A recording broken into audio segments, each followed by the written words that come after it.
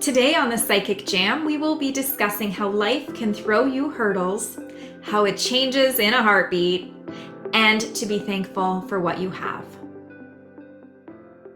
You are listening to The Psychic Jam, a podcast that inspires holisticpreneurs like you to gain confidence, to learn, and to listen to your inner voice. Tune in as featured experts of the Psychic Associates discuss heavy and taboo topics, breaking down all the barriers of the realities of working in this industry. I'm Amber Price, and I'm joined by my co-hosts Jay Lane and Liz Throp. And today we are going to be discussing how life changes in an instant. And we've all been there. We have all had an experience or two where we have had things, the best laid plans. We've got it all laid out. This is what we want. This is what we're striving to do, or the goals that we have set for ourselves. And then life comes around and knocks you off your feet rather. And so, I just want to hear from Liz, because Liz, I'm sure that you have an experience that you're going to be able to share with us, because life is unpredictable, if that, and even the best laid plans don't go the way that we expect, right? Absolutely. And when we discussed doing this show, I knew immediately what I was going to bring forward. And that is, we are on this life path where we have expectations of how every day is going to go. And recently I went on vacation to Nova Scotia, and my expectation was that I was going to visit friends and family. And my expectation was that I was going to have some R&R and relax and have a good time, and then come home and get back to the grind of work and all that good stuff. Well, that didn't happen. About 2 days into my vacation, I ended up catching COVID. And as a result of my immune compromise issues, I ended up becoming paralyzed. Well, they called it partially paralyzed. So what happened was, in the middle of the night, I went to go to the loo, and I wasn't able to walk. My legs stopped working, my right arm stopped working, and my left eye collapsed. So what the heck's going on here? I was terrified in the moment. I didn't know it becomes very bewildering when you go from just everyday normal, I'm here on vacation having a good old time, to you can't walk anymore.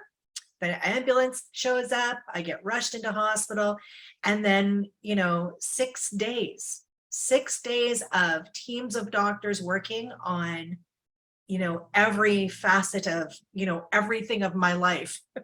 They tested me for everything, and they couldn't come up with what it was. Everything was coming back no, no, no. And I had said from the beginning that I had suspected that I had Lyme's disease from many, many moons ago. Like, we're talking 20 years ago, I asked the first doctor to test me for Lyme's disease, and they wouldn't do it here in Ontario. At the time, he actually said to me, my doctor, believe this or not, guys, he said, this is not a real disease. And I know, but I had already done like quizzes online, and everything that I was suffering from was happening. So I knew that I had it. The psychic in me knew that I had it. Long story short, the doctor that I was dealing with, the main doctor at the hospital, I had said to him, I'd really like to be tested for Lyme's disease, because I'm confident that's what I have. And sure enough, he said, we've already tested you. We've already put that through. We'll get the results in a couple of days. So fast forward, it is chronic Lyme's that I had. Now, in the moment, let me fast track, like life takes over. In the moment of not being able to walk, you guys, I was terrified. I cried for 2 days straight. I wasn't even able to roll over in bed, and it was very uncomfortable, and I was terrified. My husband wasn't allowed to be in the room. I was in a very tiny little room with no window and no visitors. So, and in another part of the country that I didn't know. So I immediately defaulted to fear and woe is me energy, victim energy, which obviously you're going to do. I accept and acknowledge that that was part of the plan. But after 2 days, actually it was an incident with a nurse. She upset me. and after 2 days, I got angry, and that was the shift for me. I realized, The only control I have in this moment is my reaction to it. That's it. I can't do anything physically, but my reaction is the only control I have. And there was such a profound aha, but I needed to be, oh, and the other thing I didn't share with you, in this room, I had no internet. So I was not only stuck in this room by myself, right? I had no internet, no human connection other than the nurses coming in. And I was terrified. I didn't know what was happening in my life. I didn't know if I was ever going to walk again. I had to contemplate all of that. So when I had the awareness, the only control I had was my reaction to the moment, to every situation. It was such a profound, oh, it was like the heavens opened for me. And I immediately calmed down. I stopped crying. I got real calm within myself. And I recognized, okay, what can I do right now? And so little things, like I couldn't even lift a piece of paper with this hand. So I started to pick up the napkin. And I tried every day, like all through the day when I was bored, I was like, can I lift the napkin higher? You know, little things like that. I became more and more stronger as each day passed. I still didn't have the ability to walk, but I was able to stand, and I was able to do little things. So like these things were progression. I knew in my heart I was getting my legs back. I knew it. But I just didn't know when. I didn't know how that was going to play out. So I guess the long story of the long and short of the story is, you know, no matter what life throws in your path, no matter what it is, the only control you ever have is your reaction to it. And if you can be mindful of that in the moment, you can move mountains. Just your mental fortitude can move mountains. So yeah, so that's my story, guys. Jay, what about you? Oh my God, Liz, that must have been so difficult for you, because I remember years back not being able to talk for a year and a half. I had polypoid degeneration of my vocal cords, and everywhere I went, people thought I was deaf because I had my little writing board, but you can't write quickly enough what you want to say without people asking you more questions. That's right. So it would take you 5 minutes to try to express yourself with something you could say within 2-3 seconds, you know. So it's very frustrating, but I'm so thankful that you're okay. And we were sending you some good energy. So thank you that you're okay. With myself, a little bit differently, you know, I worked with somebody that I really looked up to, and I was working with this person, and, you know, we had worked together for a bit.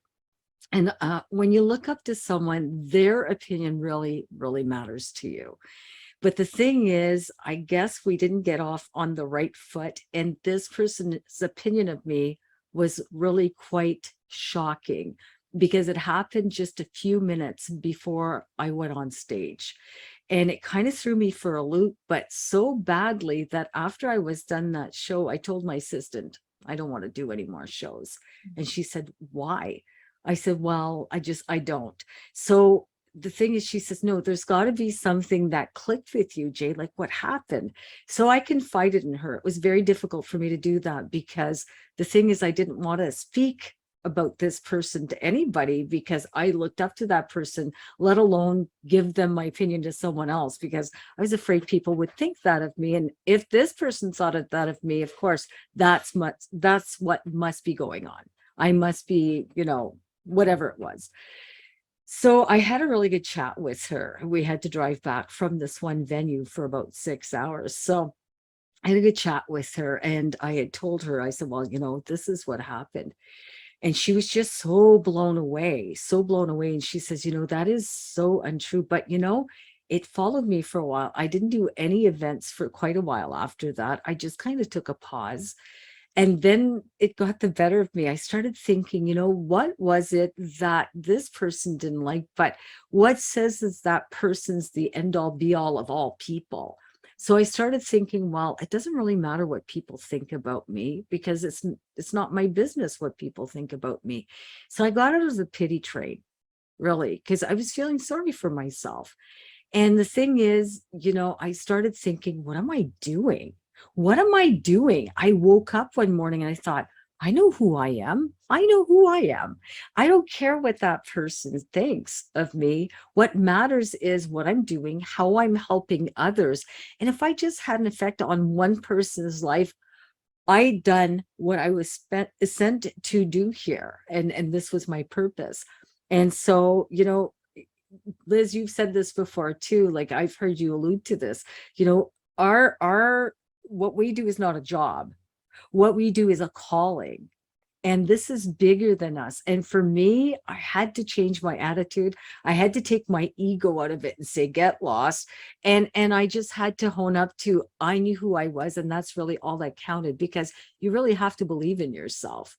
And when someone pegs away at you like that, it really does bring us down a notch, and it could have such a detrimental effect. So I'm always so very careful what I tell people when I have an opinion of them, because they'll say, well, Jay, what do you think of my readings? Or what do you think of this? Or what do you think of that?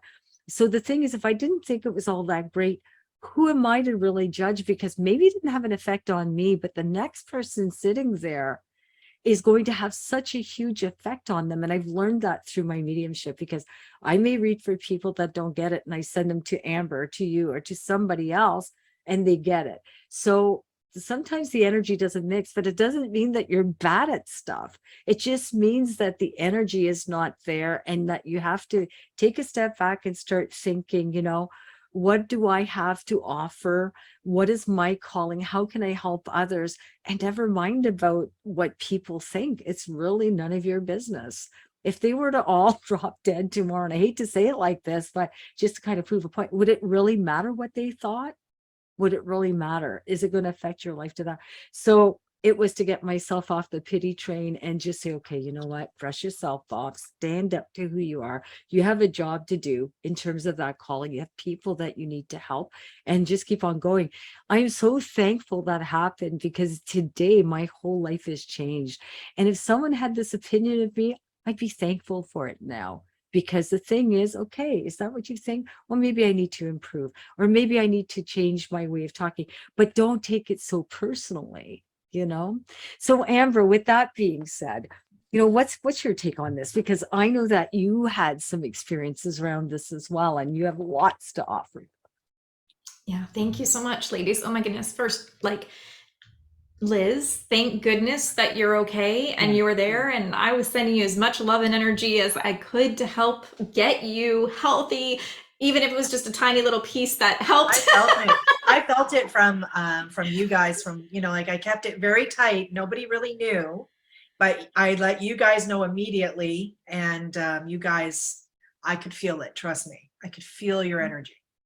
Amazing. But it was such a grateful experience, because I'm just going to mention this because I do have so much gratitude for technology, because Liz, because you were paralyzed, you couldn't text or type, right? Yeah. But thankfully, we had the voice to text options, or the voice memo option. And so you were able to use your voice to send messages, or, whether it's audio or text. So I was very grateful. We were still able to connect with you in that way. And of course, Jay, with being so far away from where I live, it's so nice that we have Zoom and all of these different platforms that we can still connect, because to me, that's the most important thing that I want to do in my life, is connect with other people and to connect people together. And so, when I'm listening to your stories, and Jay, I totally understand about your events, maybe not going as planned. And what I feel like is, you can plan out as much as possible in terms of how you think it's going to be, conceived and perceived, right? But when you're dealing with other humans, things shift, right? You can't control how someone else will perceive you, or how you'll perceive someone else. You just have to know, what is it that you're trying to achieve, and go that way. So I can totally understand and even relate to you in terms of planning events, and the best laid plans don't go don't go the way that you want. Oh my goodness, yes. What I do know is that the universe doesn't play jokes on us. This is something that I have full faith in, because the universe is here for you, for me, for us. And everything that we are given is an opportunity to decide, are you going to go left? Are you going to go right? Are you going to plow straight through? Are you going to sit down? Are you going to, get in a little tiny fetal position and cry? Are you going to tap out and wave the white flag? We all have those choices every single time, and that's no different. As I sit here today, I'm no different in how life is going to show up for me than the next person is. But I've always been accused of thinking life is full of rainbows, butterflies, and unicorns. And I, I at the beginning, I really wasn't understanding, like when I was maybe, let's say, preteen, teenage, where, other kids were having a hard time. And I'd always try to see like the other side of it. Like, what are you learning? What did you get? How are you able to? Because life doesn't show up the way we want it to, right? Because if we wanted life to show up for us, we would be choosing something way better, right? I've had clients tell me, there's no way that I would want this. There's no way. And I would laugh and say, it's true. Like, I feel the same way. I sure as heck didn't sign up or feel like I wanted this experience in my life. But I learned at a very young age that, you can look at it in any way. So my mom did this for me. Like, she showed me, yes, this didn't go the way that you planned, but look at what this gave you. And her mom did it for her, or however it came about. My dad's really good at that too. But I also think that it's not something that can be fully learned in terms of your perception, because I really believe that I felt that way originally, and I still feel that way. It's almost like I explain it to people because I feel like the way that I'm able to look at challenges that present might be a little bit different than how someone else might handle it. Let's even say me and my husband. We have the exact same thing happening to us at the exact same moment. He might have his world stopped by this, and I might be like, okay, what can we do? How do we go through? What do we do next? And it's happening to the same, at the same time in the same way, but there's two different people on two different ways of dealing with it. And what I feel like is, in my moment, just to follow through with this example with me and my husband, in my moment, there's no way out except to go through it. Like, I'm going to go through, I'm going to head out, I'm going to like get through this, and I'm going to find what lesson or what gift it gave me to be able to see, or what I learned from it. Because will I do this again? Will I invest myself the way that I did again? Will I, whatever it is, like, I'm going to ask myself those list of questions. What did I learn? How did I learn it? Why did I learn it? How often is this going to happen? Is it going to show up again for me? And I'm in control of that. But that overpowering urge for me to just keep going and see that bright side, if that's what you want to call it, is the same urge that my husband might have for needing to sit in it. So it's not something that you can necessarily learn, because I feel like it's where you are and how you perceive it to be. So like, I can relate to like personal, professional, any reasons that you might have something show up in your life that you didn't plan. But the universe is always giving us something, and it's always working for you. And you have the ability to see from that experience what you want. So if somebody wants to see that they're in this state of like, defeat, then they're going to see all the signs that show them that they're defeated. And if somebody wants to say, okay, I'm going to see how I can get out of this, or how I can come through this, or how I can rise up from this, you're going to get all the signs from the universe to show you how to do that. Because that's what you want to see, and that's what you're going to be able to allow yourself to bring into your awareness. So this is so interesting, because I was trying to think of something that I could talk about that was specifically related to, not taking life for granted and showing up and being able to kind of like work through something, and how it kind of shifted my awareness of life. And all I could kind of think about was my identity with other people. So if I know, like Jay, you said it, like, I know who I am, and that's true for me too. Like, I know who I am. And but when you're dealing with other people, it can be easy, like you said, Jay, to think, is that how people see me? Or is that what's going on? And it can knock you down at the knees for a little bit until you figure out. But I think even that is, like, to me, the best situation at the moment, because I learn more about myself in those times. So for instance, like, I was always very kind of, like, I guess, supported in terms of my psychic abilities. So I didn't really have that. But what I did have was my idea of family. And this was very disappointing to me. So I have very solid family values, and that's what I want to, instill hopefully in my children, which I do see that strongly in them now. And I learned that from my generations before.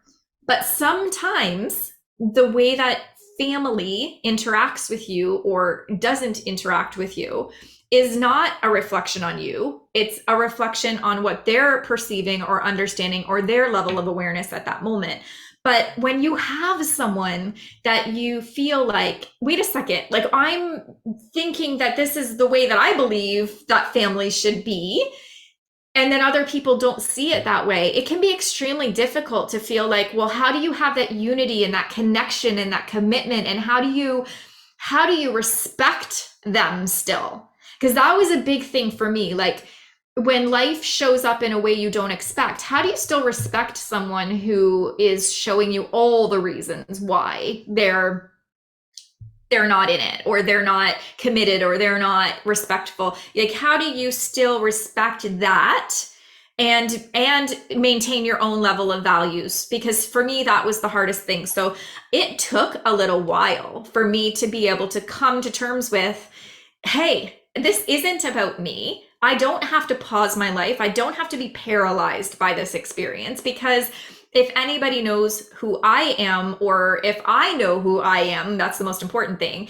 then I can decide how I'm going to deal with it or handle it or whatever.